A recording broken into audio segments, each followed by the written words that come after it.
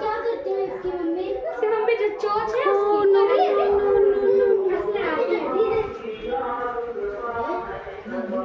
कबूतर तो तुम्हारे पास तो चढ़ गया था, छोड़ ही नहीं रहा था तुमको तो तुम उसकी मम्मी पापा हो।